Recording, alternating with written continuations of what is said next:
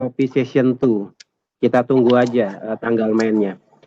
Cuma mungkin kali ini kita lebih personal sesuai dengan tema kita malam ini, yaitu sosok ayah di mataku.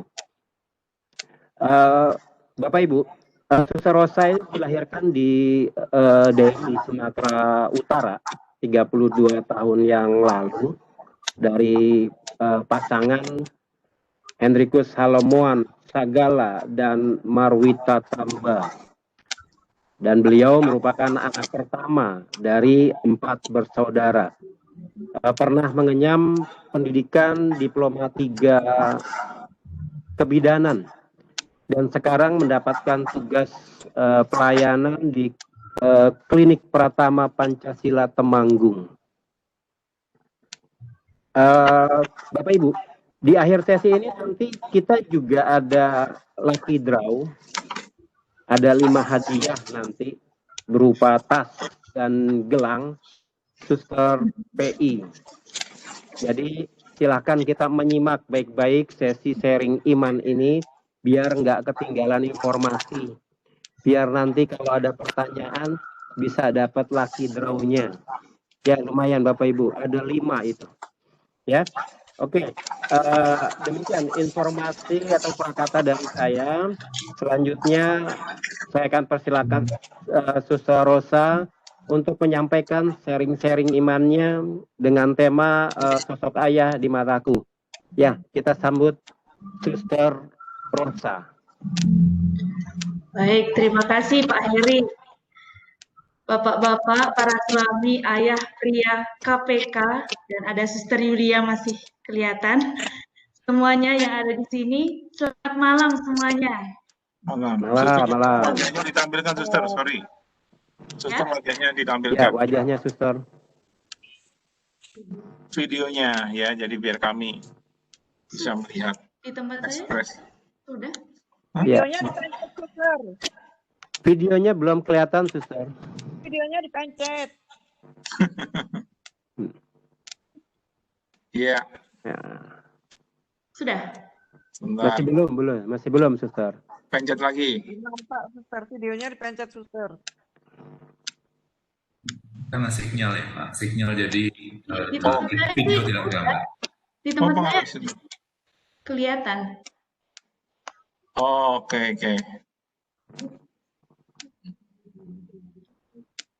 Bisa. Okay. Mas, ini kayaknya sinyal sih Pak Andi.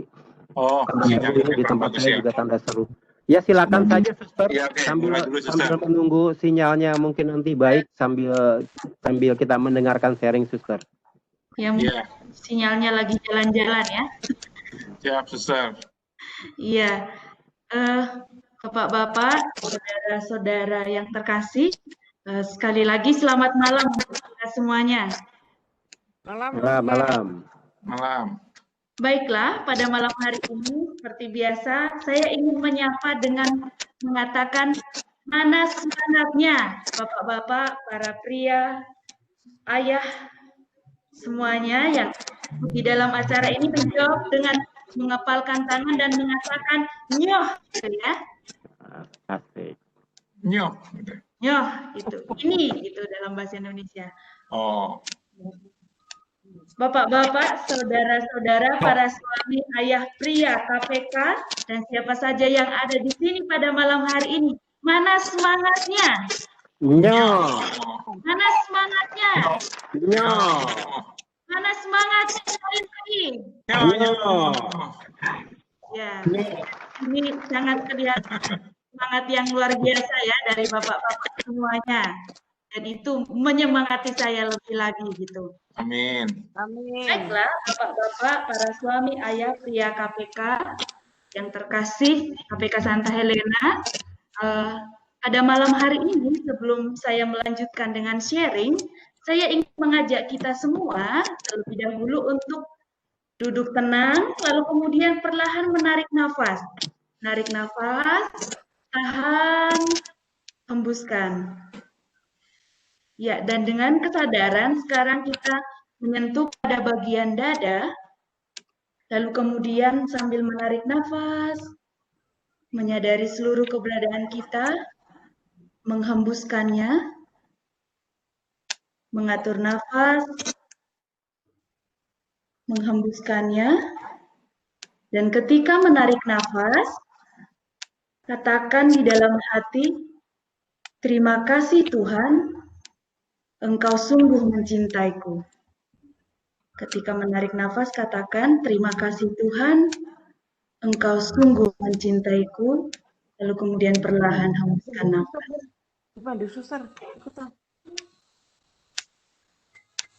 Baiklah.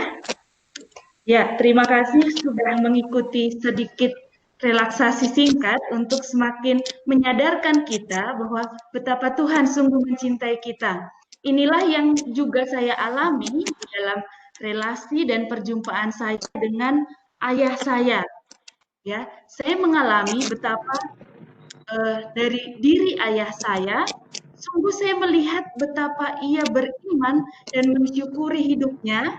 Lalu kemudian ini terlihat di dalam betapa ayah saya, bapak saya sungguh bekerja keras dan jarang saya mendengar ada keluhan keluar dari pembicaraan-pembicaraan yang kami lakukan, yang ada selalu semangat begitu. Nah, ketika Pak Andi meminta saya untuk sharing sosok ayah di mataku, dan saya sudah menyanggupi waktu itu, lalu saya WA bapak saya. Karena saya tidak punya foto kenangan bersama dengan bapak, nggak saya bawa ke sini, karena saya juga nggak menemukan begitu ya. Lalu kemudian saya WA bapak saya bilang, Pak, bapak enggak dalam bahasa Batak, bapak enggak menyimpan foto kita berdua, saya mengatakan seperti itu. Terus bapak saya mengatakan, kita itu enggak pernah berfoto. Jadi saya dengan bapak saya itu tidak ada foto kenangan. Lalu kemudian, masa enggak ada satupun? Saya katakan. Bapak saya mengatakan, memang tidak ada, katanya. Loh kok bisa? Ya, soalnya kalau berfoto itu harus jauh ke Sumbul. Nah, Sumbul itu ya kecamatan begitu, ke kota. Jadi kita ya tidak pernah berfoto begitu.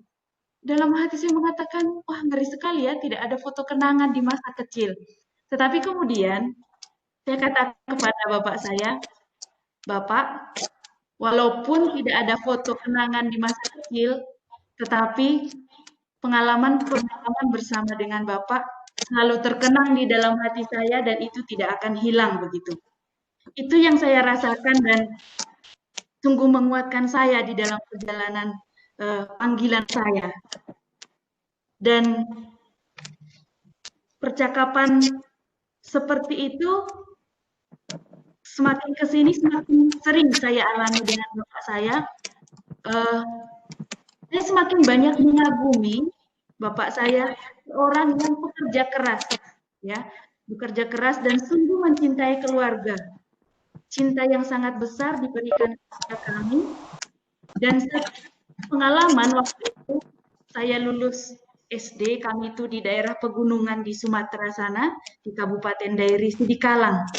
Nah, setelah saya lulus SD, itu harus SMP-nya itu 8 atau 12 km dari rumah begitu. Nah, waktu itu karena teman-teman saya banyak yang jalan kaki ke sekolah, lalu kemudian saya mengatakan, saya nanti kalau mau ke sekolah, mau jalan kaki aja. Gitu. Lalu kemudian bapak saya mengatakan, jangan, kamu itu nggak kuat begitu. Enggak, pokoknya saya pengen jalan kaki begitu. Orang Jawa mengatakan ngeyel gitu ya. Ngeyel, pokoknya pengen jalan kaki, pengen sama teman-teman pergi ke sekolah begitu. Lalu kemudian bapak saya mengatakan, oke, baiklah. Hari pertama di sekolah, kamu jalan kaki. Dan betul, waktu itu hari Senin, saya jalan kaki ke sekolah.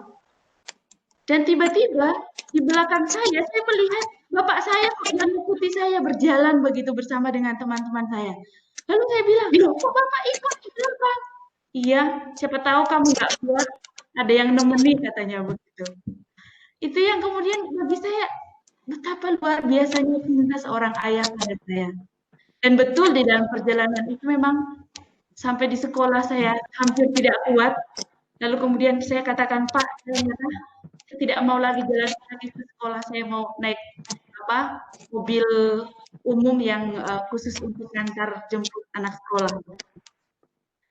Itu pengalaman di mana saya sungguh merasakan bapak saya merelakan dirinya lelah-lelah untuk mendampingi saya begitu. Lalu kemudian pernah juga suatu hari karena kami di daerah daerah pegunungan, dan waktu itu rumah masih jarang-jarang antara satu rumah dengan rumah yang lain begitu. Lalu kemudian bapak saya itu harus pergi ke pesta, lalu ibu saya juga pergi ke pesta yang berbeda begitu. Lalu tinggallah kami anak-anaknya di rumah, dan saya sudah waktu itu ada rasa ketakutan kalau kami ditinggal sendiri di rumah begitu. Dan saya sungguh yakin waktu itu bahwa ayah saya tidak akan pulang malam itu karena kendaraan susah, lalu kemudian pesta biasanya orang Batak itu sampai malam, lalu kemudian sesudah itu saya dengan adik-adik saya tertidur begitu. Tiba-tiba hampir pagi itu saya terkaget begitu ya, terkaget melihat di kamar sebelah kok ada bapak saya. Begitu. Lalu kemudian besok paginya saya sudah bangun, beraktivitas seperti biasa, dan saya siap-siap mau ke sekolah. Saya katakan, loh, kok bapak pulang? Iya, saya pulang. Kasihan kalian. Jadi bapak saya itu berjalan 8 km karena waktu itu tidak ada kendaraan. Bapak saya berjalan 8 km untuk bisa sampai di rumah hanya untuk menemani kami anak-anaknya, dan dikatakan, kasihan kalian tidak ada yang menemani. Betapa hati seorang bapak cinta pada anak-anaknya begitu. Itu yang saya rasakan. Tetapi kadang-kadang memang karena ayah saya ini seorang pekerja keras, lalu juga kami anak-anaknya itu dididik juga untuk bekerja keras begitu. Nah, hal yang paling tidak saya senangi itu kalau ada liburan, kalau libur sekolah itu.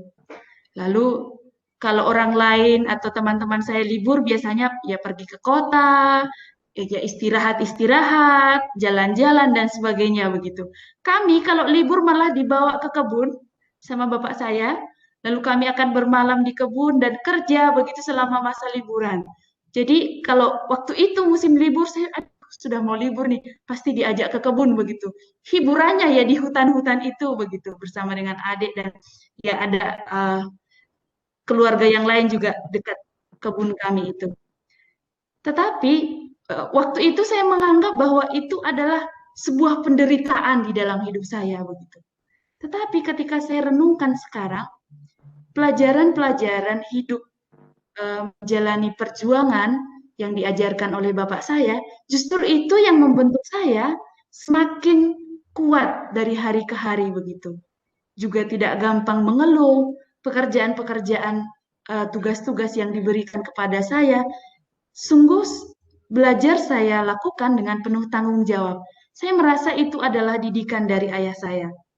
Nah, waktu itu, waktu saya masih SMP, SMA, saya terlibat aktif di dalam pendampingan sekolah minggu, kami mengatakan PIA kalau di sini, pendampingan iman anak.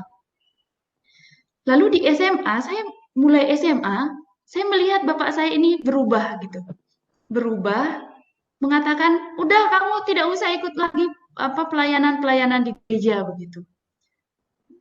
Bapak saya dulu jarang sekali ke gereja. Kalau ke gereja itu kalau nganter anak dan ibu saya, Natal dan Paskah itu saja ke gerejanya. Jadi lumayan itu Natal Paskah ke gereja begitu, daripada tidak sama sekali.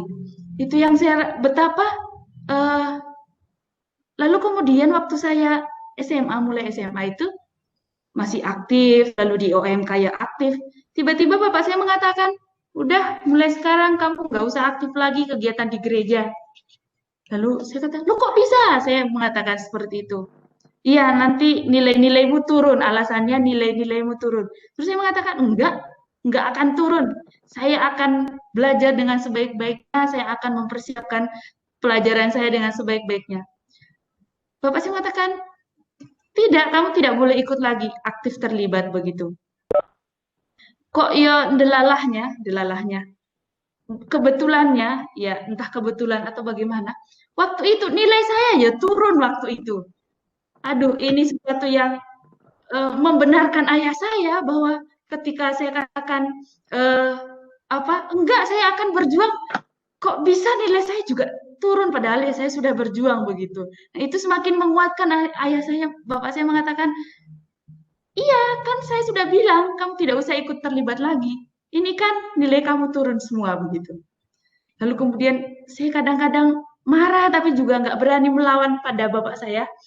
Lalu kemudian ya sudahlah, mengikuti waktu itu. Tapi kalau bapak tidak ada di rumah, saya diam-diam pergi ikut kegiatan begitu. Nah, ibu saya yang menjadi saksi betapa saya juga kadang-kadang nakal juga melawan bapak saya begitu. Tapi itu karena ada dorongan di dalam hati untuk terus aktif begitu. Lalu kemudian sekarang ini coba saya renungkan, kenapa sih ya dulu saya nggak berani tanya begitu. Bapak saya itu kok nggak memperbolehkan saya untuk ikut ini, ikut itu. Ya karena memang saya tidak bisa membagi waktu, lalu bapak saya dengan keras waktu itu mengatakan untuk tidak ikut. Sebenarnya kuncinya di situ begitu. Tapi dulu saya mengatakan, bapak saya tidak karena dia tidak suka dengan hal-hal yang rohani, maka dia melarang saya begitu. Lalu dalam perjalanan waktu ketika sampai saya mau memutuskan untuk masuk biara begitu, maju mundur untuk bilang ke bapak saya, wong kegiatan gereja aja tidak bisa, apalagi mau jadi suster, apalagi anak pertama, orang Batak lagi begitu. Nah, ini maju mundur di dalam hati saya untuk gimana ya, bilang nggak begitu. Lalu kemudian saya bilang ke ibu saya, kalau ibu saya sih nggak apa-apa, silahkan begitu. Tapi kemudian mau ngomong ke bapak saya ini, tidak ada keberanian. Nah, waktu itu, waktu saya masih akan jadi calon begitu, di pastoran itu, pastor paroki itu, karena kami jarang bertemu dengan suster-suster, lalu siapa yang mau jadi suster itu biasanya dia ada asrama di sana, lalu kemudian dia dampingi calon-calon pemudi-pemudi yang mau jadi suster sebelum berangkat ke biara-biara masing-masing begitu. Nah, sudah ada beberapa teman saya di sana, lalu kemudian, nah suatu hari ada romo yang datang untuk misa di stasi kami. Lalu kemudian ketika ketemu, saya sudah tahu, lalu kemudian romonya mau datang, saya sudah susun baju saya itu. Jadi sebelum romonya datang, saya sudah susun baju saya, satu tas waktu itu saya ingat. Lalu kemudian setelah selesai misa, saya dekati romo, saya bilang, Romo, saya mau ikut ke pastoran, saya mau jadi suster, orang tua sudah mengizinkan begitu. Karena pas waktu itu ibu saya ada di situ, ibu saya mengatakan, oh ya saya mengizinkan gitu. Tapi bapak saya tidak ada di situ waktu itu. Tapi saya nekat, nggak tahu entah dorongan dari mana begitu. Ya dorongan ketakutan tetapi membuat jadi berani begitu. Lalu kemudian saya romonya katakan, sudah kalau begitu ya kami pastoran yang ya lumayan jauh jaraknya dari stasi kami. Dan akhirnya saya di sana selama 9 bulan. Ya, saya tanya ibu saya dicari enggak ya? Dicari, tapi ya sudah biar aja begitu, kata bapak saya. Lalu kemudian persoalannya kan saya harus berangkat ke Jawa untuk, ya kalau mau jadi suster begitu. Nah, waktu itu Suster Yulia, ini sudah tidak ada di sini ya, Suster Yulia, pas liburan waktu itu, kami satu paroki, liburan, lalu saya mengatakan, suster saya mau jadi suster PI begitu. Lalu dia katakan, yo, kalau begitu ya kamu harus pulang begitu. Minta restu, minta doa dari orang tua. Saya bilang, bisa nggak usah pulang, nggak usah minta izin dari orang tua. Suster Yulia bilang, ya kita coba. Nanti saya yang akan omong pada bapak sama ibu begitu. Jadi saya diantar waktu itu pulang ke rumah oleh Suster Yulia dengan pastor paroki. Dan waktu itu sepanjang perjalanan dari pastoran sampai ke rumah itu saya penuh dengan kekudusan, berdoa sepanjang perjalanan begitu. Saya takut bapak saya tidak menerima kehadiran saya, itu saya takut bapak saya tidak mengizinkan saya berangkat, dan ketakutan-ketakutan yang lain yang saya rasakan. Sampai di rumah, lalu kemudian, ya bapak saya masih seperti biasa begitu. Lalu Suster Yulia memulai pembicaraan waktu itu. Ya, jadi adik ini kan mau jadi suster katanya. Jadi bapak bagaimana begitu? Bapak saya lama diam begitu. Lalu kemudian dia katakan, saya tidak pernah menolak begitu. Tetapi saya juga tidak menyetujui. Loh, ini maksudnya apa? Nggak menolak tapi nggak menyetujui. Jadi itu saya itu ada di tengah-tengah antara maju dengan mundur begitu. Sebenarnya bapak saya menyetujui, tetapi menolak juga. Nggak menolak tapi nggak menyetujui juga begitu. Lalu bapak saya katakan, ya mungkin selama ini Rosa berpikir bahwa saya menolak. Tetapi yang saya mau katakan bahwa panggilan hidup membiara itu adalah suatu yang serius, maka kamu yang harus mengambil keputusan untuk itu. Bukan karena keputusan Bapak atau keputusan siapapun. Maka ketika kamu mengatakan kamu jadi suster, ya sudah, jadilah suster yang baik seperti yang dikehendaki oleh Tuhan. Jika ya ada masalah dan sebagainya, jangan pernah menyesal karena kamu akan ingat hari ini bahwa keputusan itu ya kamu yang mengambil. Itu tuh seperti ada kelegaan yang menghancurkan kebekuan di dalam hati saya, ketakutan-ketakutan, tetapi sekaligus merasa ya sudah, ini kan pilihanmu sendiri menjadi suster, maka bertanggung jawab sendirilah begitu. Berarti kalau nanti saya jadi suster, kalau ada keluhan-keluhan ya saya tidak bisa mengeluh lagi ke bapak saya. Saya bilang, Pak, saya begini-begini ya. Ya itu urusan, maksudnya ya itu pilihanmu sendiri begitu kan. Tapi kemudian saya mengatakan, inilah doa ayah saya untuk saya bahwa dia ingin bahwa jalan apapun yang saya ambil, itulah yang Tuhan kehendaki dalam hidup saya dan bukan suatu yang main-main, maka pertanggungjawabkanlah pilihan itu. Itu yang saya rasakan bagaimana belajar bersama, ya hidup bersama dengan bapak saya, dan dari hari ke hari ya relasi kami semakin akrab, semakin erat, dan puji Tuhan setelah saya masuk biara itu, ini juga berkat Roh Kudus, bapak saya itu sekarang sudah rajin ke gereja begitu. Ini satu yang luar biasa. Jadi kalau saya pulang, kalau saya liburan waktu itu, misal hari Minggu, kalau zaman dulu itu waktu kami masih kecil nggak peduli mau ke gereja mau enggak begitu. Sekarang dia bilang, ayo siap-siap, nanti terlambat ke gereja. Jadi kami ke gereja bersama begitu, dan itu satu anugerah luar biasa dalam perjalanan panggilan saya. Betapa Tuhan mengubah hati seorang ayah begitu, dan inilah pengalaman iman yang sungguh saya rasakan. Betapa panggilan saya juga tidak terlepas dari bagaimana relasi saya dengan ayah pada waktu itu. Nah, sebelum saya kaul kekal pada bulan Juni yang lalu, saya mencoba merenungkan kembali pengalaman-pengalaman bersama dengan ayah begitu. Yang saya rasakan karena sikap dalam tanda petik sikap kerasnya ayah saya merasa dia itu tidak mencintai saya. Tapi ketika saya bisa melihat sekarang ini, didikan-didikan dari seorang ayah yang kadang-kadang bagi seorang anak itu keras, tetapi di situ tetap ada hati yang penuh cinta. Caranya saja, caranya mengungkapkan cintanya ya dengan bagi dia itu suatu yang disiplin, suatu yang penuh dengan tanggung jawab begitu. Dan sekarang justru itu saya syukuri pengalaman bersama dengan Bapak itu.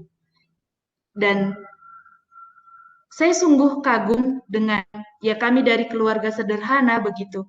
Jadi apapun yang Bapak beli di luar atau ingin makan di luar begitu,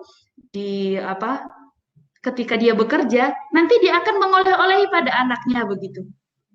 Dan satu hal yang menarik bagi saya, setiap malam kami itu ditemani belajar. Jadi temani belajar, lalu kemudian sesudah selesai belajar, karena kami orang Batak, bapak saya itu suka bercerita falsafah orang Batak, maka nggak kehilangan apa ya identitas sebagai orang Batak begitu.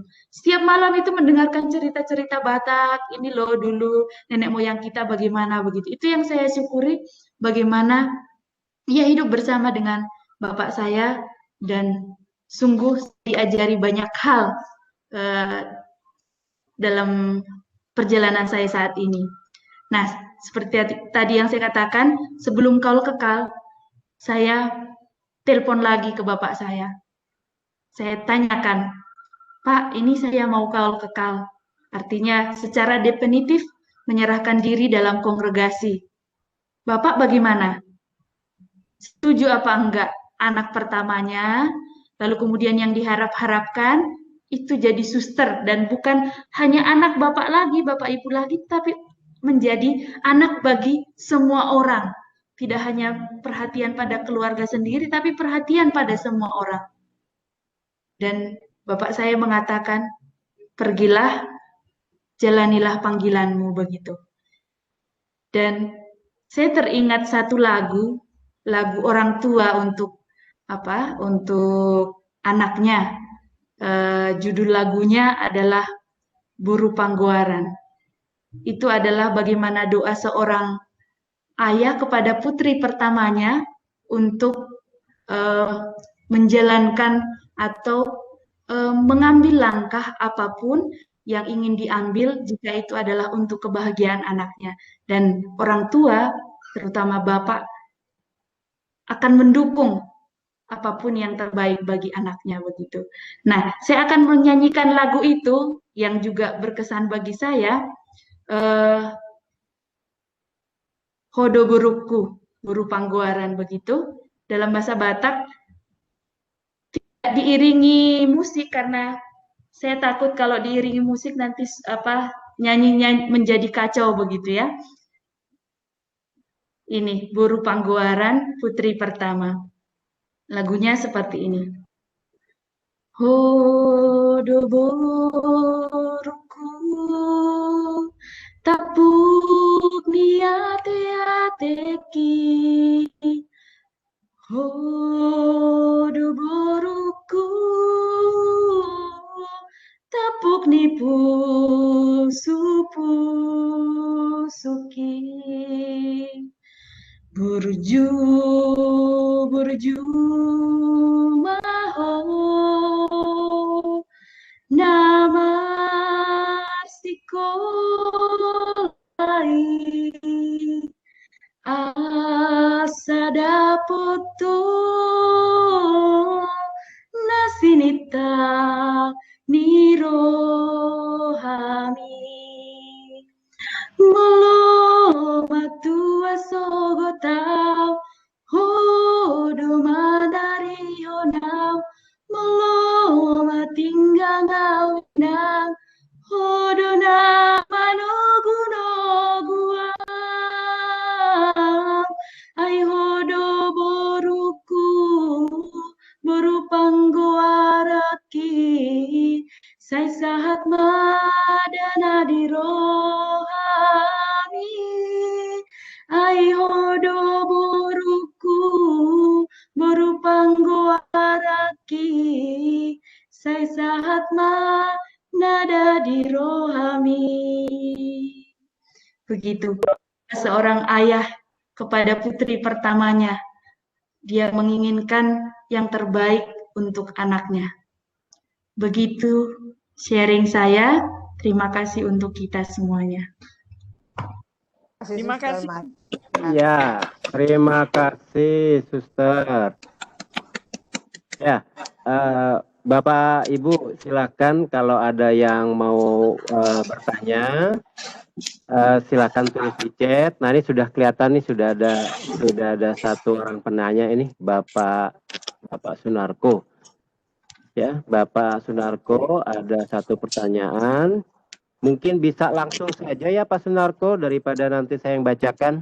Oke, terima kasih Pak Heri. Ya, oke, silakan. Suster Rosa Selamat malam, Pak Sunarko.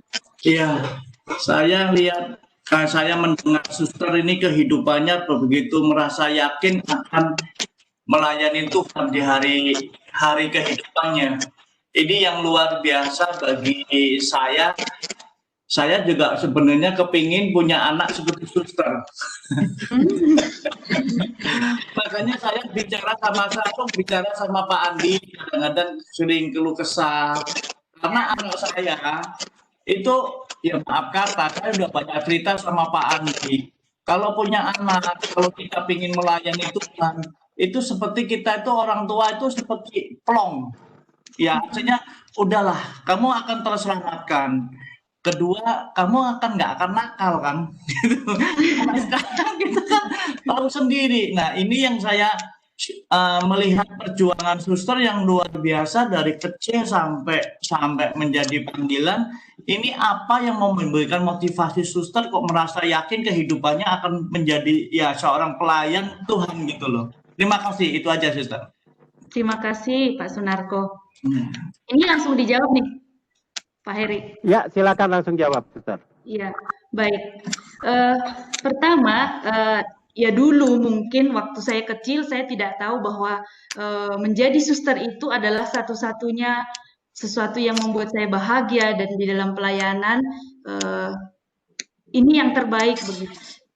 Tapi saya rasakan pertama, saya syukuri bahwa itu adalah panggilan Tuhan dalam diri saya dan memberikan ke dalam hati saya kerinduan untuk melayani Dia ya sesuai umur saya waktu itu gitu.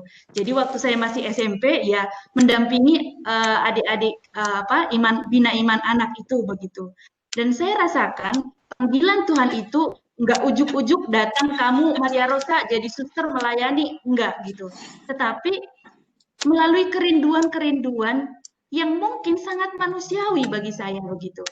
Jadi waktu kecil itu saya lihat seorang suster dengan jubahnya yang sangat anggun begitu.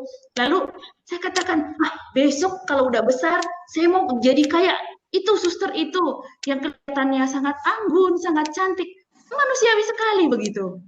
Nah, lalu kemudian dalam perjalanan waktu, ketika saya dengar, saya pernah berkunjung ke paroki, lalu kemudian dengar suster-suster itu menyanyi dengan sangat luar biasanya gitu ya.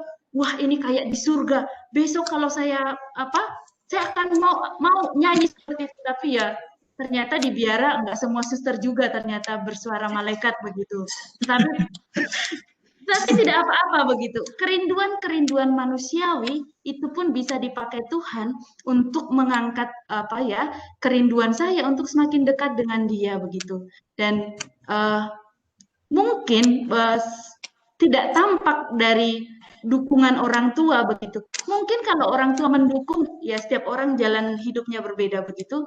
Tantangan dari ayah saya di awal-awal itu justru mungkin cara Tuhan menyentuh hati saya dan saya mengatakan saya akan mengambil jalan yang berbeda begitu. Jadi saya katakan bahwa Tuhan bisa menggunakan cara apapun untuk menyentuh setiap manusia begitu. Maka saya bersyukur rahmat kerinduan manusiawi tadi itu ingin bernyanyi suaranya bagus seperti malaikat begitu.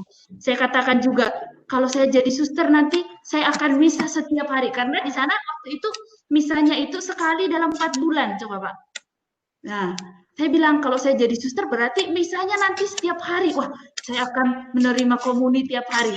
Tetapi apakah setelah jadi suster penghayatan akan ekaristi itu setiap kali dihayati dengan benar-benar ketika sama seperti saya waktu masih kecil, kadang-kadang perlu pengakuan dosa bahwa dalam misa kurang penghayatan, kurang penghargaan begitu. Tetapi saya rasakan sekali lagi itulah bagaimana Tuhan punya cara yang unik untuk memanggil setiap orang. Maka kalau punya keluh kesah seperti yang tadi, silahkan keluh kesahkan kepada Tuhan. Itu kepada Tuhan dan Tuhan yang akan memberikan jalan yang terbaik. Tuhan, apa sih yang Tuhan inginkan bagi saya, bagi anak saya? Apakah hidup membiara atau hidup menggereja? yang aktif dalam pelayanan dan sebagainya itu adalah jalan hidupnya dia begitu. Nah itu bagi saya kita sampaikan kepada Allah kita yang mempunyai hidup kita ini. Begitu Pak Sunarko. Terima kasih, Suster. Ya, terima kasih. Suatu penjelasan yang sangat mengilhami kita nih, ayah. Sebagai ayah juga. Ini juga ada pertanyaan lagi nih dari Ibu Eli. Oh, dari Alam Sutra, dari Santo Laurentius ini. Eli, silakan kalau mau bertanya langsung dengan Suster Rosa, silakan. Atau saya bacakan pertanyaan Ibu. Iya, oke. Suster Rosa, ini ada pertanyaan dari Ibu Eli. Ya, dari gereja Santo Laurentius nih, Alam Sutra. Ya, baik. Ya, beliau bertanya, Suster kan anak sulung. Waktu panggilan itu datangnya kapan? Dan yakin bahwa itu Tuhan, benar-benar Tuhan yang memanggil. Ya, begitu pertanyaan Ibu Eli. Baik, terima kasih Bu Eli. Secara yakin itu sebenarnya itu proses yang sangat panjang, begitu ya. Jadi seperti tadi yang saya katakan, sebagai anak pertama, lalu saya aktif dalam kegiatan di gereja dengan berbagai, ya banyak hal yang saya rasakan tidak mudah saya jalani dalam hidup begitu. Nah, kerinduan-kerinduan itu menggema di dalam hati saya begitu. Tetapi pada saat tertentu kerinduan itu ada masa hilang dalam diri begitu. Nah, jadi pernah waktu saya kelas 6 SD itu ibu saya sakit waktu itu, lalu kemudian adik saya yang paling kecil itu masih baru lahir. Nah, karena tertular dari panas ibu saya, kena ke adik saya dan adik saya juga jadi panas tinggi begitu waktu itu. Lalu kemudian bapak saya itu sedang pergi kerja, ya agak jauh dari rumah. Nah, saya sebagai anak kelas 6 SD waktu itu oleh ibu saya dikatakan, ya sudah kamu bawa adik berobat. Jadi saya menggendong anak kelas 6 SD masih sangat kecil, menggendong itu adik saya yang masih bayi itu. Nah, di dalam perjalanan waktu itu saya menangis. Saya masih ingat sebagai anak kecil, saya bilang besok kalau saya sudah besar, saya nggak mau kayak ada lagi orang yang ngalami kayak gini. Mau berobat aja, susahnya setengah mati, jauh sekali begitu. Itu seperti ada kerinduan dalam hati saya supaya orang lain itu tidak mengalami lagi penderitaan seperti yang saya rasakan begitu. Nah, waktu itu saya tidak punya cita-cita mau jadi suster waktu masih kecil itu. Ketika kelas 6 SD itu ya ada, tetapi tidak begitu besar begitu.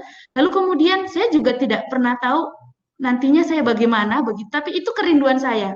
Saya ingin mengabdikan hidup saya pada dunia kesehatan. Itu yang muncul waktu itu, waktu saya kelas 6 SD.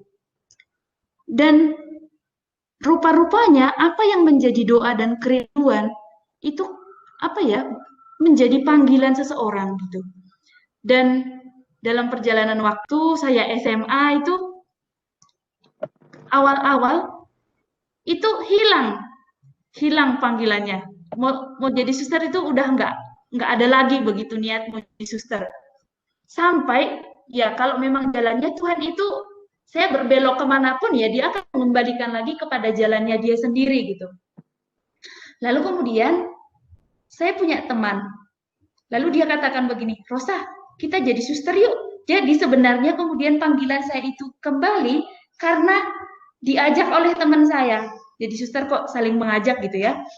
Tapi ya itulah sesuatu yang manusiawi digunakan Tuhan untuk mengembalikan saya pada jalan itu. Dan saya katakan, boleh biar kita sama-sama jadi suster kami berdua. Ya, teman saya ini juga sekarang jadi suster KSSI ya begitu, kami berdua hidup membiara. Tetapi ada saatnya hilang, lalu kemudian Tuhan kembalikan lagi begitu. Dan saya sudah tidak ingat lagi mimpi saya yang waktu kecil mengabdi orang di dunia kesehatan begitu. Nah, waktu saya junior, saya ditawari, Rosa, kuliah kesehatan ya begitu. Nah, disitulah saya merefleksikan kembali betapa penyelenggaraan ilahi itu menuntun pada apa yang sebenarnya saya mimpikan sebagai anak kecil waktu itu, walaupun dengan jalan yang berbeda begitu. Itu yang saya rasakan dan ya ketika saya mengatakan saya akan masuk biara, itu ada kemantapan di dalam hati. Tapi juga waktu itu nggak begitu yakin jalan saya di depan ini seperti apa ya begitu. Tapi saya percaya ketika Tuhan memanggil, Dia akan memberikan rahmat di dalam perjalanan panggilan itu. Begitu, Bu Eli? Ya, terima kasih. Ya. Ya, terima kasih Bu Eli Ya, atas Suster. pertanyaannya, sharingnya juga. Ya, Amin. Ya.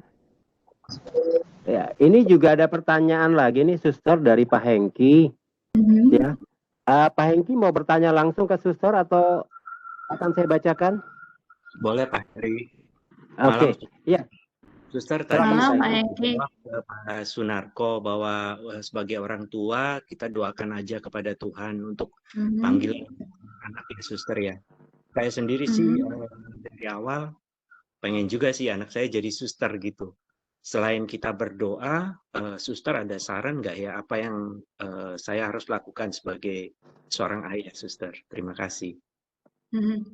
Ya, yang saya rasakan dan saya juga berharap untuk bahwa keluarga itu adalah hari ini dalam refleksi saya bahwa keluarga itu adalah pendidikan yang utama dan pertama begitu. Maka hidup doa di dalam keluarga saya rasa itu satu yang sangat penting untuk menarik kembali anak-anak begitu. Jadi bagaimana berdoa bersama itu kekuatannya sangat besar begitu. Ya mungkin nggak tampak saat ini anak-anak diajak berdoa itu mungkin aras-arasan begitu. Tapi saya percaya bahwa kekuatan doa itu akan mengubah begitu. Di dalam doa bersama mungkin juga ada sharing bersama di dalam doa itu begitu. Lalu kemudian dia memperkenalkan kehidupan rohani kepada anak. Itu yang waktu saya di rumah saya tidak dapatkan, tetapi dalam doa bersama saya tidak mendapatkan itu. Tetapi kebersamaan di dalam keluarga itu sangat kuat di dalam apa yang saya rasakan. Itu pun ya bagi saya sebagai doa begitu. Bagaimana bapak saya itu setiap malam bersama ibu saya itu mendampingi kami belajar, lalu menceritakan ya sesuai dengan tradisi kami begitu itu. Jadi membangun tradisi-tradisi yang baik dan positif di dalam keluarga. Mungkin itu yang yang bisa dilakukan bersama dengan keluarga dan anak-anak. Begitu Pak Hengki? Pak Hengki mungkin tampilkan wajahnya Pak Hengki biar kita bisa lihat nih. Biar Suster Rosa juga bisa melihat nih Pak Hengki ini yang Pak Hengkinya mana ya? Ya. Biar Suster Rosa juga bisa melihat. Iya, biar kenal ya. Iya, biar kenal Suster Rosanya juga. Terima kasih jawabannya. Ya, Bapak Ibu masih ada yang mau bertanya? Kalau nggak ada, saya yang mau tanya ini. Ya, coba saya lihat masih ada yang mau bertanya nggak ya? Ya, saya mau bertanya nih, Suster. Sambil menunggu, ya, bapak-bapak lain ada yang ingin bertanya. Saya melihatnya ketika tadi Suster cerita bahwa ketika Suster aktif di gereja, kemudian ingin menyatakan atau ingin menyatakan niat untuk menjadi suster kepada ayah itu maju mundur takut karena melihat sikap ayah seperti itu.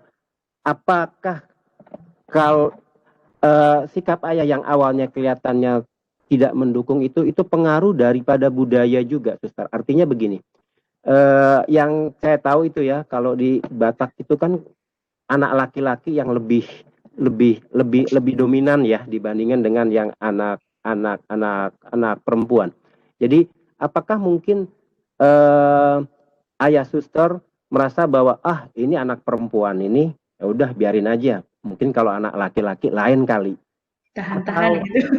Iya, mungkin seperti itu karena saya mencoba melihatnya dari perspektif yang lain gitu, ini hanya pandangan saya gitu. Apakah memang mungkin itu karena faktor budaya di sana, atau memang seperti yang tadi Suster utarakan, begitu Suster?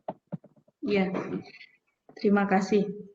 Memang di Batak itu ada Pak Petrus Sihaan di sini ya. Iya, ada Pak Petrus, ada Pak Polres. Effendi juga ini, ada Pak Iya. Effendi juga.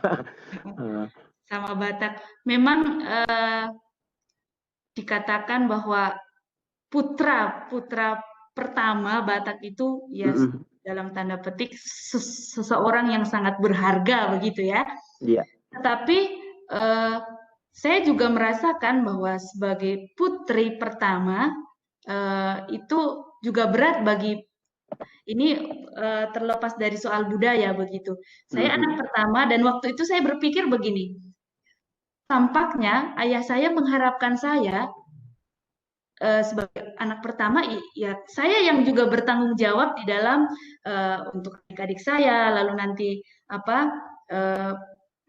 kerja, lalu bisa membantu mereka. Itu yang ada di kepala saya waktu itu. Makanya kemarin sebelum Kaul Kekal saya tanyakan lagi, ini udah siap, benar-benar siap melepas saya atau enggak begitu. Nah, mungkin di dalam budaya Batak hal itu bisa terjadi, bahwa sebagai anak pertama, apalagi Batak, cowok begitu atau cewek, itu menjadi penghalang atau orang tua memberikan begitu. Tapi saya kira dalam hal ini tidak begitu kuat untuk saya begitu. Lebih pada bagaimana ya mungkin ayah saya punya harapan-harapan itu, tetapi kemudian saya menemukan bahwa itu tadi mengatakan bahwa ya pilihanmu, kamu yang menentukan sendiri. Walaupun saya ya mungkin juga ketakutan saya yang terlalu besar begitu, sudah takut ditolak duluan begitu. Ya memang karena pengalaman bahwa ayah saya itu tidak memberikan izin bahwa saya aktif dalam banyak kegiatan begitu. Tetapi ya pada akhirnya jawaban bapak itu memberikan apa ya?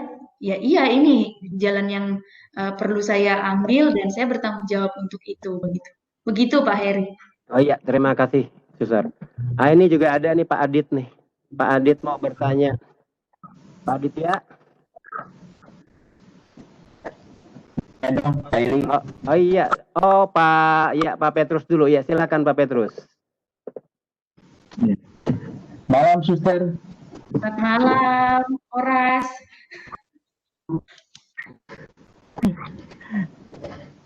Ya, Horas Suster. Horas. Ya, saya ada mau 2 pertanyaan saja. Yang pertama, kenapa memilih kongregasi PI? Seperti itu, karena sama saya juga dulu dari Keuskupan Agung Medan, saya di Paroki Santo Petrus, tapi saya tinggal di Tasik. Jadi saya sudah merasakan bagaimana seperti tadi yang notabene mungkin 3 bulan atau 4 bulan sekali baru misa, selainnya saja. Oke. Lalu yang kedua, apa peranan ibu, ya walaupun ini kita tadi bicara ayah, apa peranan ibu bagi kehidupan Suster, apalagi tadi kan ayah itu dibilang tidak pernah ke gereja, jadi gerejanya hanya Natal dan Paskah. Nah, itu banyak sekali terjadi juga. Dan saya beberapa kali ngelihat keluarga juga banyak.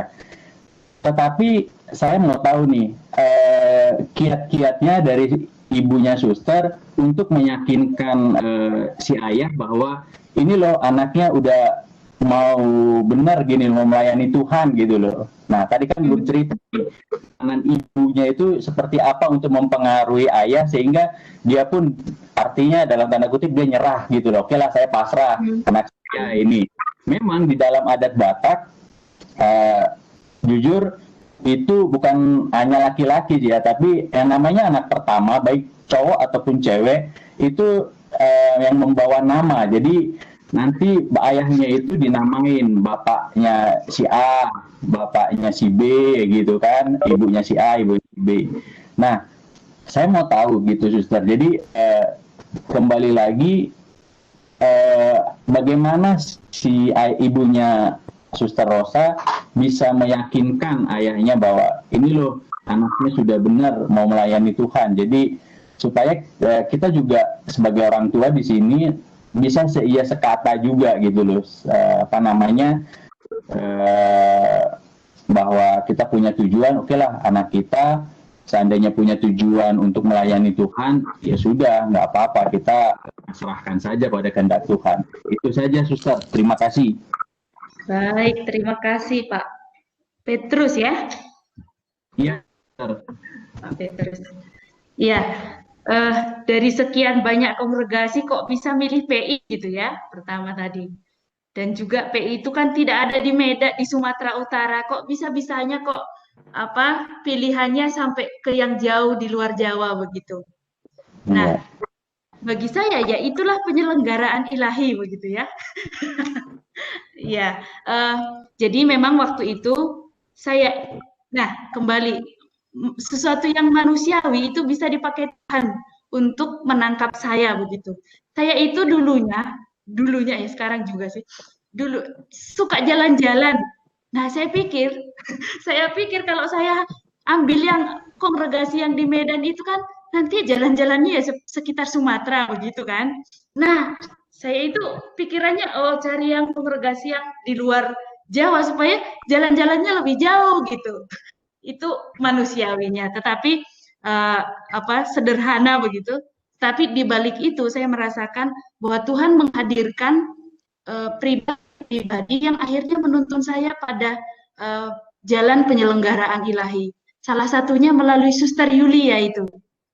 Nah, sebenarnya ada banyak kongregasi yang waktu itu, karena saya di pastoran pasti banyak tahu kongregasi sesudahnya begitu. Tetapi waktu itu pastor paroki memberikan brosurnya PI, lalu saya baca. Di situ dikatakan, saya pernah sharing ke Pak Andi juga, di situ ada gambar Yesus yang disalib, tidak ada tangan, tidak ada kaki.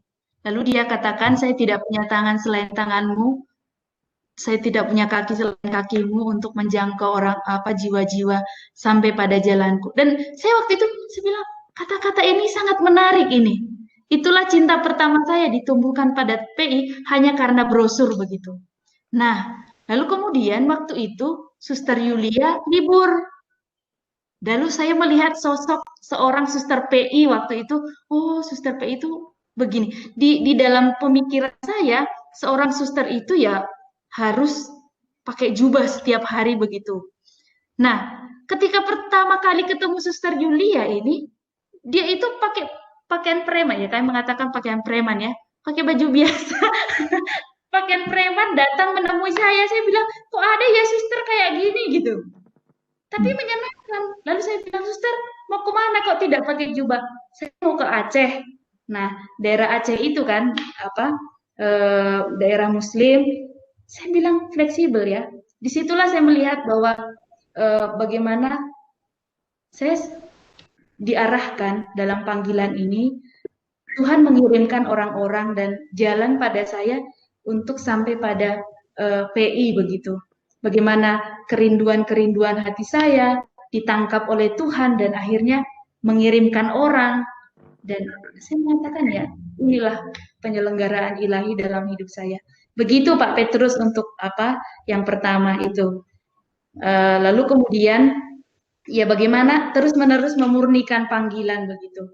Ya supaya semakin Tuhan mau apa sih dalam hidup saya begitu. Bukan soal jalan-jalannya lagi begitu. Ya jalan-jalan dalam pelayanan begitu.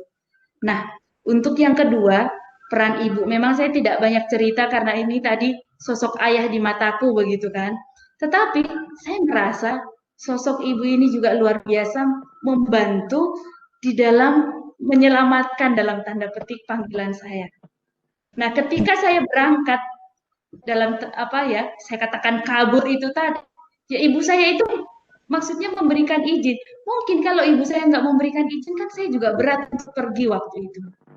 Tetapi ibu saya memberi izin, ya sudah kalau kamu merasa yakin dengan itu jalanmu, ya kamu pergi. gitu. Berproseslah di sana, kata ibu saya waktu itu, dan itu yang menguatkan saya. Nah, beberapa waktu yang lalu ketika saya persiapan kaul kekal, saya dalam suasana doa waktu itu, saya keluar dari ruangan, lalu kemudian menginjak batu-batu di belakang rumah itu, tempat retret kami itu ada batu-batu yang untuk terapi itu. Nah, lepas sandal waktu itu, lalu saya injak batu-batu itu, lalu kemudian bayangan saya teringat ketika saya masih kecil. Rasa sakit yang menusuk kaki saya waktu saya dalam suasana retret itu persis sakitnya rasanya ketika saya masih kecil. Waktu itu saya sedang berjalan dengan ibu saya.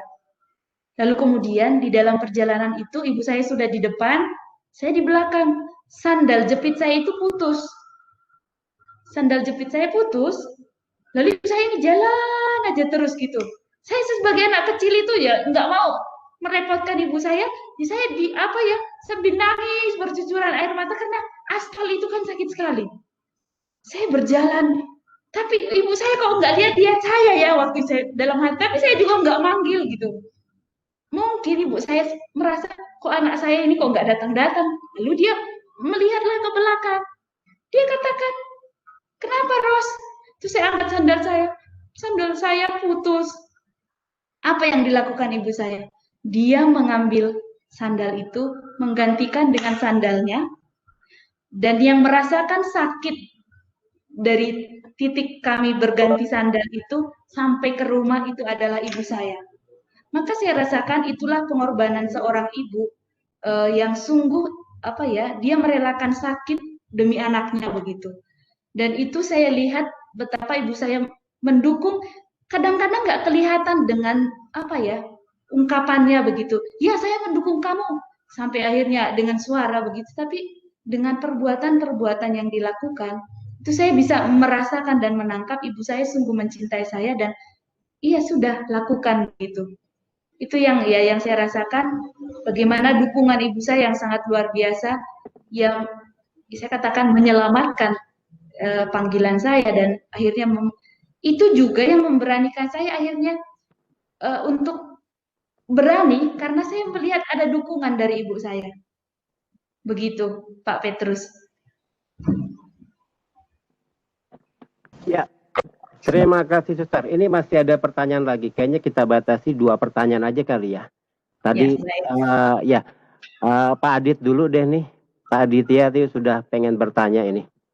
Habis Pak Adit nanti Pak Effendi ya. Silakan, Bro Adit. Thank you Pak Heri. Selamat malam. Mungkin ini agak di luar dari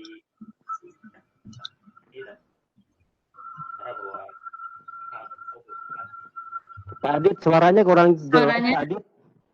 Suaranya kurang jelas, Pak Adit. Sekarang gimana? Tumben nih suaranya kurang jelas. Nah, sekarang udah jelas belum? Ya. Masih kurang, Pak Adit. Keras dikit. Kurang keras. Nah, coba didekatkan kali. Gimana? Kalau seperti ini? Halo? Ya, masih kurang, Pak Adit. Biasanya suaranya keras, Pak Adit. Lebih dekat aja, Bro. Lebih dekat. Ya. Didekatkan, Pak Adit. Udah deket banget ini. Oh gitu ya. Ya udah. Ya, oke, dicoba dah. Oke. Udah. Ya, udah. Oke, udah. Nah, ini kencang ini. Oke. Selamat malam. Thank you semua. Horas, Suster. Horas, Pak Adit. Dari cerita Suster, tadi kan Suster juga kebetulan bilang tahu atau jadi ini bersangkutan dengan satu saya dari TK sampai itu sekolah di sekolah Katolik yang dikelola sama Yayasan Trans, dan pengalaman saya itu yang namanya Suster itu rank galak apalagi yang namanya sekolah tuh, waduh udah aku takut kan jauh-jauh itu. Nah tapi walaupun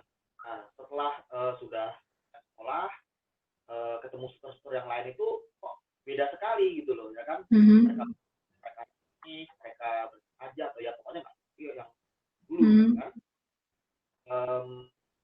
Apakah karena suster-suster yang sekolah itu karena tanggung jawabi untuk mengurus yayasan dalam hal ini mungkin sekolah gitu ya, jadi mereka harus begitu. Sedangkan kalau suster yang pelayanan mungkin lebih baik, lebih ramah gitu ya. Atau kalau ditanggung jawab seperti itu mereka jadi bersikap keras atau bersikap streng begitu, atau padahal mungkin mereka nggak gitu, tapi kalau saya ketemu mereka di biara juga sama, mereka tetap keras gitu. Jangan saya kayak ketemu sama suster siapa, banyak ketemu suster mereka baik-baik gitu kan, nggak seperti bayangan saya dulu gitu kan. Untuk keras. Apakah memang begitu, atau itu salah satu alasan kenapa bisa pilih Ordo atau itu yang kan mengurus bisnis tapi lebih baik mengurus pelayanan karena supaya lebih baik. Ya, Pak Adit, terima kasih. Tadi agak kurang sih yang disampaikan, maksudnya suaranya, tetapi saya bisa menangkap kok ada suster yang galak, ada yang enggak, gitu kan? Intinya begitu ya. Ya, sudah tanya belum ke suster yang galak itu kenapa dia galak? Kan apa lebih tahu tuh susternya kenapa dia kok bisa kayak gitu, nah ini kenapa kok bisa kayak gini? Sudah pernah tanya, Pak? Takut juga. Sekolah dia.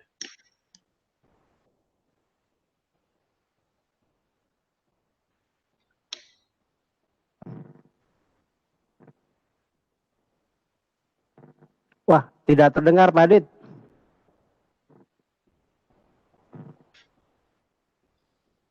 Jelek kayaknya ya. Iya, ini baru kedengaran lagi suaranya nih. Iya, tadi nggak dengar. Iya tuh, nggak ada suaranya Pak Adit.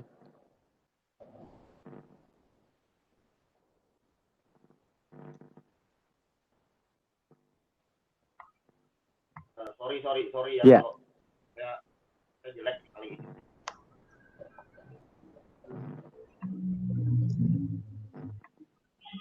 Oke. Gimana Pak Adit?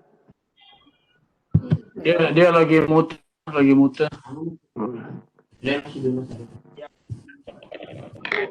Enggak nih, on kok nih Adit nih. Pak Adit. Oke, sambil ini ya, nanti menunggu Pak Adit nih masih ada pertanyaan dari Pak Effendi nih. Pak Effendi. Oke, selamat satu pertanyaan lagi ya dari Pak Effendi nih. Silakan Pak Effendi. Selamat malam, Suster. Selamat malam, Pak Effendi, Horas. Effendi Turnip. Sorry ini baru join tadi. Juga ragu tadi ini mau bertanya apakah pertanyaan ini udah ditanya atau belum. Ditanyakan atau belum gitu ya. Ternyata ya ini masih diberi kesempatan sama Pak Heri yang memandu. Mudah-mudahan belum gitu. Oke, jadi pertanyaannya gini, Suster. Tadi Pak Petrus memang udah nyinggung itu, yang namanya bagaimana orang Medan, Batak ya, itu yang pertama. Ya, ini Suster itu ada berapa bersaudara, Suster? Kami 4, saya anak pertama, punya 3 adik saya. Perempuan 1, laki-laki 2. Satunya? Jadi kami 2 perempuan, 2 laki-laki. Oh, 2, yang lengkap ya. Sebetulnya ya itu agak itu dikit tuh Pak Petrus karena lupa juga back tanda kutip. Oke, Suster. Ini kan dengan tema ya, bagaimana peran ya. Ini bagaimana Suster bisa memahami bahwasanya Suster terpanggil, sedangkan ayah melarang untuk memelihara. Sebetulnya kalau kita tanda kutip cengeng kan ya udahlah, ini ayah udah melarang-larang ya. Kayaknya ini bukan panggilan lah, udah saya lepas saja, saya ikut yang dilarang.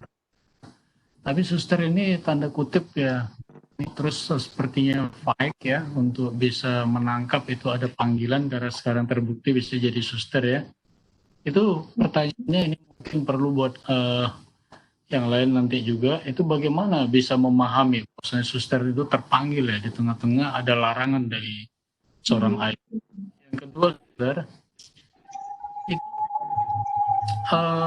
kadang tua, apalagi orang Batak ini ya, itu kadang memang suka tanda kutip beri tantangan tuh sama anaknya, supaya tujuan dia itu kalau dia sudah putuskan itu harus buktikan gitu.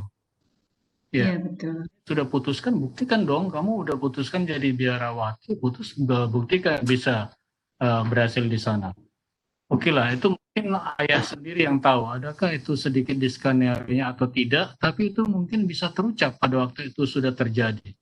Setelah suster jadi biarawati sekarang, itu ada nggak indikasi ke arah sana suster? Bahwasanya itu diberikan sedikit angin, tantangan supaya layang-layangnya itu naik gitu.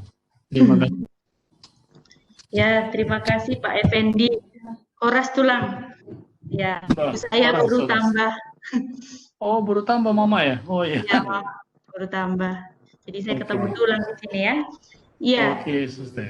Seperti yang tadi dikatakan, memang bagaimana kesadaran akan panggilan itu di tengah yang dalam tanda petik ayah tidak memberi izin. Sebenarnya tidak mengatakan kamu tidak boleh begitu. Tetapi dari sikap-sikapnya, lalu kemudian dan juga ketakutan dalam diri saya membahasakan bahwa itu tidak boleh begitu. Nah, kemudian satu hal yang bagi saya tadi juga saya sharingkan, bagaimana Tuhan itu menggunakan, ya saya menangkapnya sekarang ini kerinduan-kerinduan yang ada di dalam hati saya untuk seperti tadi misalkan ketika saya kecil saya mengatakan saya nanti kalau besar saya mau melayani orang yang sakit begitu. Jadi kerinduan-kerinduan untuk melayani itu yang kuat menggema di dalam hati saya. Nah, ketika kerinduan itu kuat, ya mungkin sikap dari ayah saya yang tidak sepertinya tidak mengizinkan ini pun adalah cara Tuhan untuk semakin menempa dan memurnikan kerinduan itu begitu. Maka saya melihatnya bahwa melalui harapan-harapan dan kerinduan kecil saya waktu itu terus-menerus menggema di dalam hati saya sehingga ketika pun tidak boleh oleh ayah saya, bapak saya, tetapi tetap ada keberanian untuk mengambil langkah itu tadi sampai kabur dari rumah selama 9 bulan kayak gitu kan. Nah, kemudian setelah 9 bulan seperti ibu mengandung lahirlah begitu kan. Nah, itu akhirnya pulang kembali, pulang sendiri pun saya tidak berani waktu itu. Nah, karena saya tidak berani, Tuhan kirimkan nih ada Suster Julia waktu itu sedang liburan, ya itulah yang menemani saya pulang bersama dengan pastor paroki begitu. Jadi saya merasakan memang bagaimana selain dari dalam diri, tapi bagaimana rahmat Tuhan itu juga sangat bekerja di dalam panggilan seseorang, di dalam diri saya begitu. Dan saya melihat bahwa ya Tuhan mengarahkan ke sana. Selain usaha dari diri saya, tetapi rahmat Tuhan bekerja di dalam perjalanan panggilan saya, begitu. Itu yang tadi yang pertama. Lalu yang kedua mengenai saya awal karena Pak Effendi mengatakan orang tua suka memberi tantangan, saya jadi mikir jangan-jangan bapak saya dulu itu nantang-nantang saya ya begitu. Saya malah nggak tahu begitu. Tetapi ya sampai saat ini sih tidak ada sesuatu yang terucap bahwa itu saya mencobai kamu, enggak begitu. Tetapi dari ungkapan bapak saya benar seperti yang dikatakan bahwa ketika kamu mengambil pilihan ya bertanggung jawablah dengan pilihanmu begitu, dan apa yang Tuhan kehendaki dalam dirimu. Dan dalam orang Batak mengatakan anak koki doha muraun dia, bahwa anakku adalah harta bagiku begitu, bahwa apa yang menjadi kebahagiaan anak tentunya orang tua juga akan mengusahakan itu walaupun kadang-kadang ya bertentangan dengan keinginan hatinya begitu. Tetapi ya itu yang saya lihat bagaimana ayah saya juga bergumul di situ, tetapi akhirnya Tuhan membukakan jalan untuk saya dan akhirnya dia mengatakan ya jika itu adalah jalanmu ya jalanilah dengan penuh tanggung jawab begitu. Tulang jawaban dari saya. Ya, terima kasih pertanyaan Pak Effendi dan juga jawaban dari Suster Rosa yang ya sangat inspiratif sekali ya buat kami nih para ayah. Tadi saya bilang ini pertanyaan terakhir ya. Ternyata masih ada satu pertanyaan yang saya lihat, saya baca ini mungkin intinya daripada pertemuan kita malam ini nih ya. Ya, inti daripada pertemuan kita malam ini, biar bertanya langsung saja. Pak Andi, monggo silakan langsung bertanya Pak Andi dengan Suster Rosa. Gimana Pak Andi? Oh ya, selamat malam Suster. Terima kasih. Saya mau bertanya terkait dengan para suami dan ayah saat ini ya, zaman now ini, melihat putra-putrinya menanggapi panggilan, itu bagaimana harus bersikap.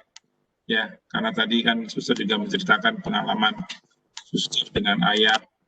Di awal-awal Suster mau menapaki panggilan juga ada penolakan, meskipun pada akhirnya menyetujui.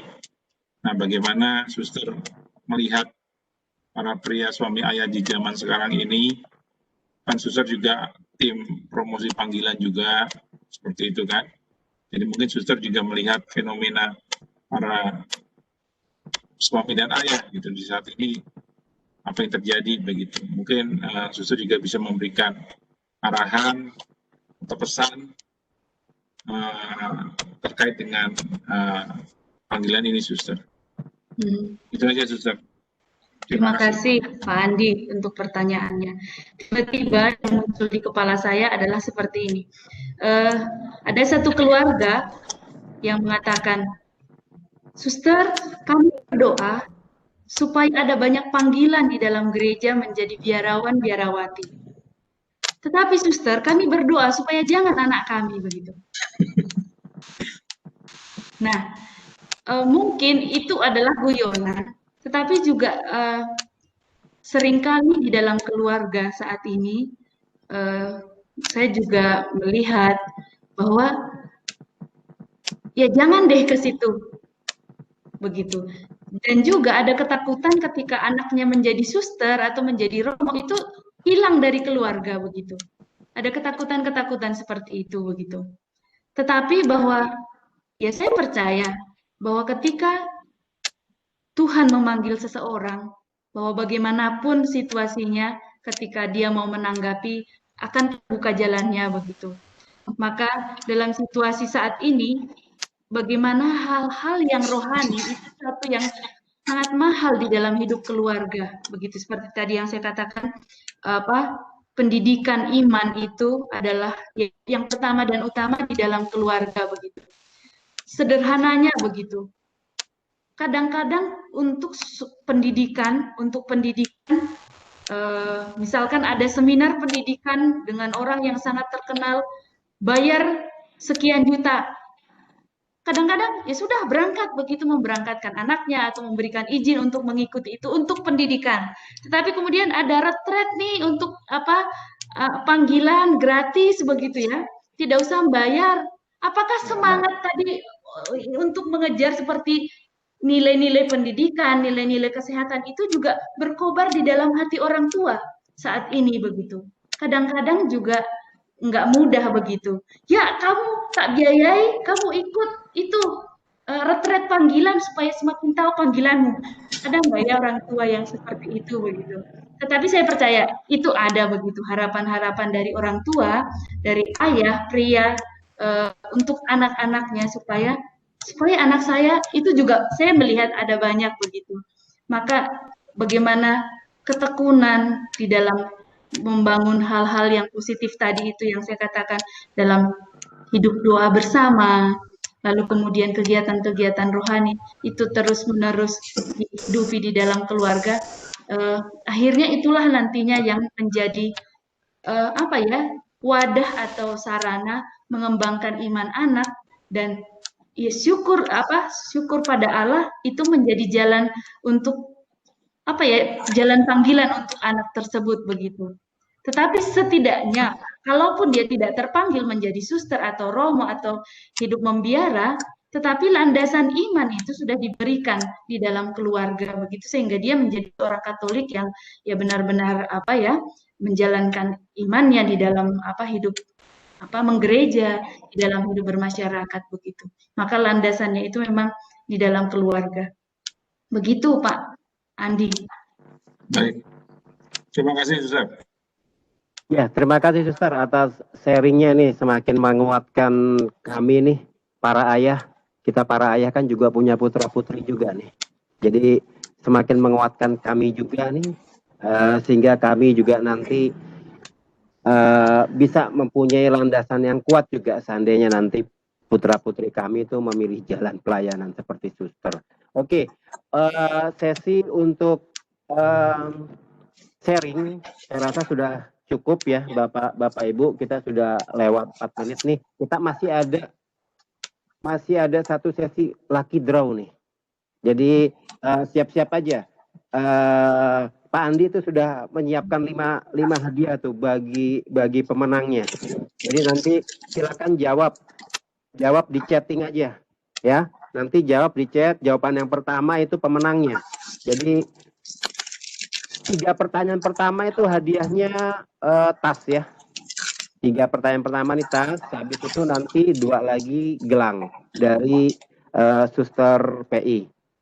Pertanyaan pertama nih. Sebentar, Pak Eri. Ya. Jadi semua dapat tas dan gelang. Oh, semua dapat tas sama gelang. Iya, 5 biji. 5 biji. Oh, jadi 5 tas dan gelang gitu ya? Iya. Oke, iya. Oke, berarti 5 pemenangnya nanti dapat tas sama gelang nih. Ya, siap-siap. Saya kagak dapat ya, Pak Andi ya? Nanti di belakang layar aja, Pak. Oke. Kita mulai nih. Ya, kalau Nggak yang boleh, Pak Eri nggak boleh dapat. Iya. Saya yang bikin pertanyaan soalnya. Ya, baik Bapak Ibu. Kalau tadi kita sudah menyimak apa yang tadi Suster sharingkan, kemudian itu menjadi bahan refleksi kita juga ya sebagai ayah di sini. Nah, sekarang kita agak sedikit santai ini ya, malamnya agak santai. Kita ada beberapa pertanyaan yang sudah saya buat. Silakan nanti jawaban pertama yang menang itu juaranya. Ya, ini pertanyaan pertama, langsung aja. Pertanyaan pertama, daerah kelahiran Suster Rosa di mana ya? Daerahnya ya? Bukan provinsinya.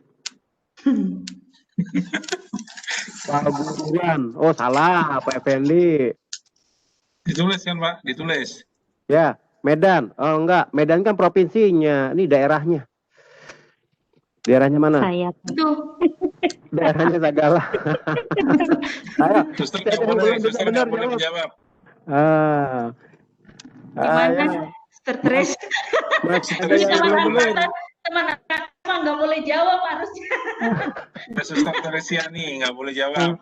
Iya, Suster Teresia juga nggak boleh jawab. Masa gelangnya dari dia untuk dia nanti. Saya kan hanya menjawab, nggak menerima dia. Oh. Aduh, ini hampir Jangan untuk benar yang nih. lain aja. Ini sudah ada yang jawab, tapi ini mungkin hanya masalah sintaks saja nih ya. Siapa? Suster Rosa. Ini mendekati nih kan sebetulnya daerahnya. Itu ada Pak Effendi tuh. Udah benar tuh. Pak Effendi yang malah benar nih.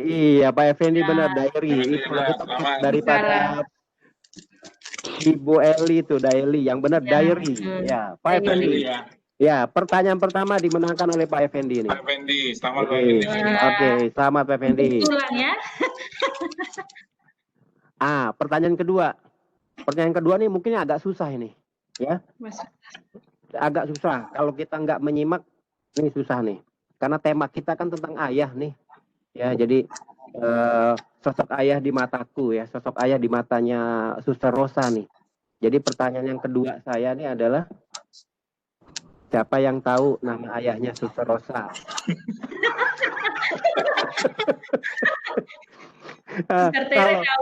Kalau Pak Effendi udah pasti nggak bisa jawab karena dia ketinggalan. Jadi kalau yang dari awal, Sagalanya benar nih. Sagalanya benar. Minimum depannya. Ayo. Minimum depannya. Kalau depannya bisa kesebut, nah itu deh. Boleh deh. Ayo. Titik-titik Sagala, itu betul. Aduh, salah sih tadi kagak nyimak ya. Tadi disebutin Pak Effendi. Sebutin. Oh, disebutin. Iya, kalau Pak Effendi datangnya terlambat sih. Jadi memang nggak tahu ya? Iya, nggak tahu, pasti nggak tahu kalau Pak Effendi. Ayo, siapa yang tahu? Siapa nama ayah dari Suster Rosa? Lewat deh kayaknya nih. Saya nggak tahu Pak. Oh iya. Jadi nama ayah dari Suster Rosa adalah Hendrikus Halomoan Sagala. Wah. Iya. Tadi di awal saya sebutkan itu ya. Tertera betul ya. Ya, berarti lewat. Siapa nih? Lewat Pandi. Lewat. Masih banyak pertanyaannya. Ya, nggak apa-apa. Ya, lewat. Lanjut lagi. Pertanyaan berikutnya. Berarti baru satu ya? Satu. Iya, cepat. Ya. Oh, tadi udah ada sih. Ya udahlah, nggak apa-apa lah, biar cepet nih. Suster Rosa kan dari kongregasi PI ya. Ayo. PI itu kepanjangannya apa? Cepet-cepetan ngetik. Ayo cepet-cepetan nih. Penyelenggaraan ilahi. Oh iya, Pak Engki dapat kedua. Pak Engki. Iya. Alamatnya ditulis ya Pak Engki. Iya, Pak Engki. Pak Engki Helena bukan Pak? Tanyain Pak. Pak Engki? Pak Helena bukan? Iya. Oke. Pak Engki dari Paroki Curug, Helena? Bukan, saya dari Kristoforus, Pak. Oh, dari Kristoforus, Pandi. Oke, nanti kasih alamatnya ya Pak ya. Oke. Baik Pak, makasih. Iya. Terima kasih kehadirannya, ya, Pak Engki. Oke, Ya. Pak. Ya, kita lanjut lagi. Pertanyaan berikutnya. Pendidikan formal apa yang pernah ditempuh Suster Rosa? Nah, jadi tadi keinginan Suster Rosa SMP, SMA, D3, SPK, sekolah perawat kesehatan ya? Itu tuh ada Akbit. Tadi sudah Pak Hendarto. Pak Hendarto, diplomat Pak Hendarto, Akbit, iya, Akademi Kebidanan. Ya, betul Pak Hendarto tuh, ya. Menanya, iya, jadi Suster Rosa itu mengenyam pendidikan diploma 3 kebidanan. Oke, betul ya Suster Rosa ya? Betul Pak. Ya, Pak Hendarto. Oke, Pak Hendarto. Berarti baru 3 ya? Ya. Oke, kemudian yang berikutnya. Wah, kalau ini nggak bisa jawab deh. Ya, pertanyaan berikutnya. Judul lagu yang tadi dinyanyikan Suster Rosa apa? Bahasa Batak ya? Itu. Ya. Oh, Boru. Benar, Boru. Itu Boru Pak Petrus. Oh, Pak Petrus. Guru Pangguaran. Ya, betul Pak Petrus. Pak Petrus pemenangnya. Waduh. Iyalah. Dari tadi saya udah mikir, Suster, nih kalau pertanyaan ini pasti yang bisa jawab nih kalau nggak Pak Petrus ya, saya yang diturit. Ya, oke. Udah. Satu lagi. Udahlah, kasih yang gampangan aja deh ya. Kasih Suster Rosa sekarang ini pelayanannya di daerah mana? Nah, gampang dong. Temanggung. Wah, langsung Pak Sunarko. Udah, nggak usah dilihat yang lain-lainnya. Pak Sunarko langsung jawab. Pemenangnya Pak Sunarko. Mana Pak Sunarko? Nggak ada? Hah? Ada. Mana? Paling atas. Temanggung. Ada Pak Sunarko? Ya. Privately dia jawabnya. Oh. Jamnya jam berapa itu? Iya, Nanti. privately, Temanggung. Jadi pemenangnya Pak Sunarko. Oh. Iya. Dia Ya langsung udah, Pak Sunarko, beruntung ya. chatnya private dia. Ya Oke. Pak Andi, saya bagikan aja untuk acara di tanggal 26 Pak Andi. Oh, untuk acara penjara. ada penjara, ngopi session tuh ya. Iya. Oke, Pak. Jadi nanti dipersembahkan buat ini ya. Ya. Terima kasih Pak Sunarko. Oke, baik. Acara untuk sesi refleksi dan inspirasi saya rasa sudah selesai. Kemudian terakhir tadi ada lucky draw, kita sudah dapatkan pemenang-pemenangnya. Jadi untuk selanjutnya saya serahkan acara ke host Pak Andi. Silakan Pak Andi. Ya, terima kasih Pak Heri.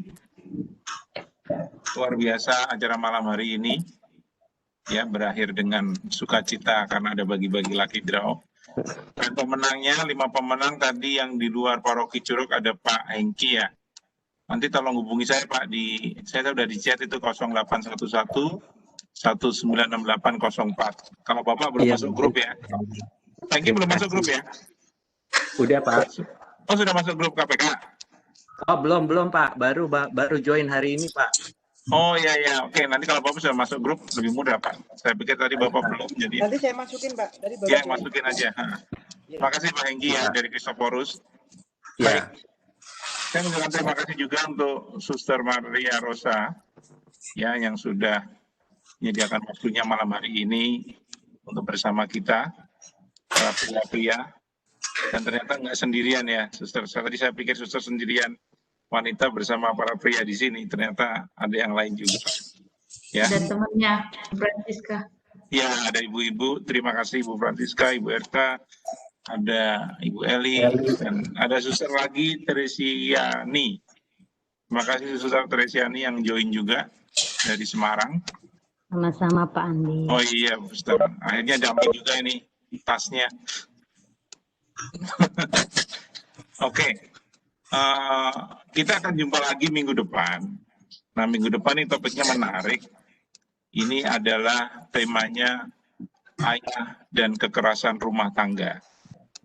Ya, minggu depan. Jadi Anda hadir kembali, ada seorang sharer yang pernah mengalami kekerasan dalam rumah tangga terkait dia dengan ayahnya. Jadi salah satunya pengalaman bagaimana ayah mungkin pernah mukuli dia, pernah nendang dia. Nah ini kesaksian nyata nanti dari sharer yang akan berbagi terkait dengan ayah dan kekerasan rumah tangga. Kami mengundang Anda pada tanggal 20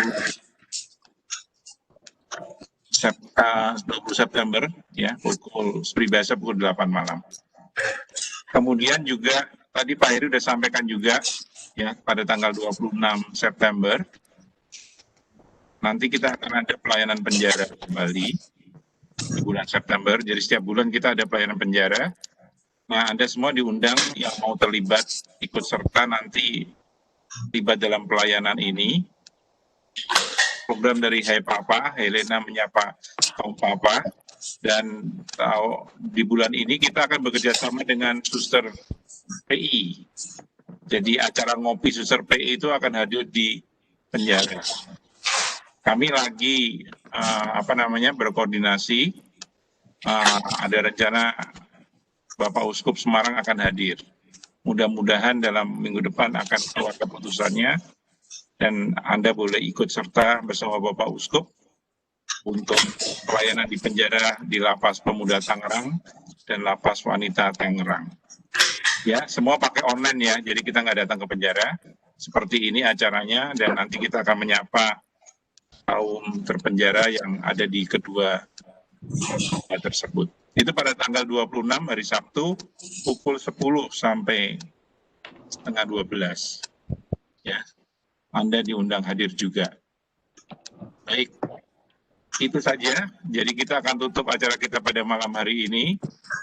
Kami mau minta Pak Heri untuk menutup dengan doa tahun biasa. Silakan Pak Heri.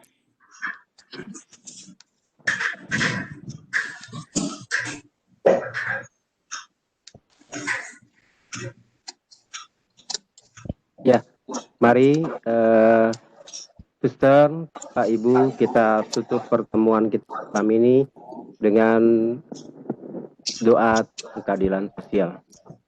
Dalam nama Bapa dan Putra dan Roh Kudus. Amin. Allah Bapa, puji dan syukur atas rahmat-Mu yang berlimpah. Engkau mengajarkan bahwa setiap pribadi berharga dan pantas dicintai. Dalam terang Roh Kudus, ajarilah kami menyadari bahwa kami semua dipanggil untuk mengasihi dan berbuat adil bagi sesama. Engkau menghendaki kami memperhatikan kehadiran dan kebutuhan sesama, serta menghormati martabat manusia. Bimbinglah kami menjadi pribadi yang semakin tangguh, berhikmat dan berkeadilan, mengikuti teladan Yesus Putramu. Bantulah kami mewujudkan damai sejahtera bagi sesama dan alam ciptaan-Mu. Bunda Maria, Bunda umat berhikmat, Bunda segala suku, doakanlah kami. Amin. Dalam nama Bapa, Putra, dan Roh Kudus. Amin. Amin. Oke, baik. Kita menutup dengan foto bersama seperti biasa. Silakan ditampilkan videonya, biar wajah-wajahnya bisa kita abadikan bersama. Baik. Oke, ada Pak Budi Jaya, Ibu Eliati, Alam Sutra, Pak Tony. Oke, Pak Engki. Ya, Pak Engki bisa tampilin wajahnya juga, Pak Tony. Oke, ya kita foto bersama ya. Ya, Pak Engki ketutupan tuh Pak ini ya. Oke. Oke, Pak Tony Hirman, terima kasih. Ya, kita foto bersama Pak Engki, 1, 2, 3. Sekali lagi ya, senyum ya. 1, 2, 3. Oke, terima kasih. Terima kasih Suster Rosa, terima kasih Suster Trisiani, terima kasih Bapak Ibu sekalian, Ibu Francisca. Ya, terima kasih untuk kehadirannya. Suster, terima kasih. Terima kasih semua. Terima kasih. Ya. Terima kasih semuanya. Ya, Tuhan berkati. Terima kasih. Suster Rosa, terima kasih. Suster Rosa. Suster Teresiani. Terima kasih, selamat malam. Edi, terima kasih Pak Edi. Edi. Bu Francisca. Pak Edi, makasih Pak Edi. Ya, selamat malam. Terima kasih. Ya, makasih Francisca. Yuk, mari. Mari. Terima kasih, pamit. Makasih. Oh, ya, makasih Bu Francisca. Monggo. Makasih. Ya, makasih Pak Billy, makasih. Baik, Pendi, makasih Suster. Oke, saya pamit ya, Pak Andi, Suster, ya bye. Pak Billy, Pak Petrus, ya. Makasih. Ya.